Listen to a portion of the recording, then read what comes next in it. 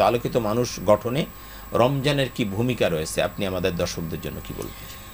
আলহামদুলিল্লাহ ওয়াকাফা ওয়া সালামুন আলা ইবাদিহিল্লাযিনা ইসতাফা। আলহামদুলিল্লাহ, আমরা রমজানিয়া শেষের দিকে আছি। রমজান একটা প্রশিক্ষণের মাস। এই প্রশিক্ষণটা হলো আমাদের চরিত্র সংশোধনের জন্য।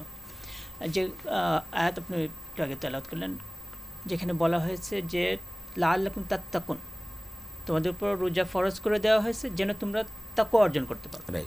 তাকওয়া চরিত্রে এমন একটা বিষয় যেটা হয়ে গেলে একদম সব কিছু ঠিক হয়ে যাবে। যে আমাদের যেমন হার্টে যদি আমাদের রক্তের সাপ্লাইটা যদি ঠিকমতো চলে, তাহলে আমার পুরো বডি কিন্তু ঠিকমতো চলবে। কিন্তু রক্তের সাপ্লাইটা যদি ঠিকমতো না চলে, এখানে যদি এদিক সেদিক করে, তাহলে দেখে যে সব জায়গায় সমস্যা দেখা দিবে। তো ঠিক তাকওয়া যদি আমার মধ্যে চলে আসে, তাহলে আমার চরিত্র সংশোধন হবে। আমরা এটা বলতে পারি যে তাকওয়া হলো একটা অতন্দ্র প্রহরী, সব সময় মানুষকে ভালো পথে পরিচালিত করে। আমরা চরিত্র বলতে কি বুঝি? চরিত্র বলতে বুঝি যে ভালো কাজগুলিকে গ্রহণ করা, মন্দ কাজ থেকে বিরত থাকা। এই রোজা যে আছে, রোজার বিষয়টা আমরা যদি বলি, রোজার মধ্যে আমাদের কি বলা হচ্ছে যে যদি তুমি রোজা রাখো আর যদি কিছু জিনিস থেকে বিরত না থাকতে পারো, তাহলে এরকম যেন শুধু তুমি উপবাস থাকলে।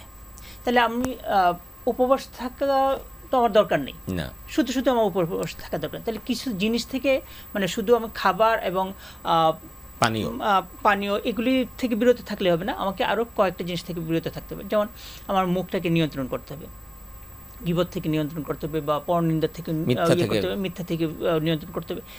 জিহ্বার মধ্যে অনেক ধরনের গুনাহ হতে পারে, সেগুলি থেকে আমাকে বিরত থাকতে হবে। আমাকে কানকে নিয়ন্ত্রণ করতে হবে, মানে যেটা শোনা জায়েজ নেই, যেটা আমাদেরকে হারাম করে দেওয়া হয়েছে, সেগুলো শোনা যাবে না। চোখকে আমাকে নিয়ন্ত্রণ করতে হবে। যে রমজানের আগে আমরা যে জিনিসগুলো দেখতেছিলাম, আমরা সাধারণত রমজানের সময় রোজা রেখে আমরা সেটা অ্যাভয়েড করি। কেন অ্যাভয়েড করি? রোজা আমাকে শিখিয়েছে যে আমাকে এটা অ্যাভয়েড করতে হবে। এখানে যে রোজার যে বিষয়টা, সিএম যে সোম মানে সংযম, এখানে সংযম শেখানো হচ্ছে। সংযমটা এমন একটা জিনিস যে আমি যদি ধরেন ছোট বাচ্চারাও যদি বাথরুমে গিয়ে সে ইচ্ছা করলে পানি খেতে পারে, সে কিন্তু পানি খাচ্ছে না। কেন? সে আল্লাহকে ভয় করতেছে, যা জানে এখানে আমার মা বাবা দেখবে না, আমার ভাইয়েরা দেখবে না, বোনেরা দেখবে না, কেউ দেখবে না, কিন্তু তারপর সে এখানে খাচ্ছে না। কেন খাচ্ছে না? সংযম শিখতেছে, আল্লাহকে ভয় করে।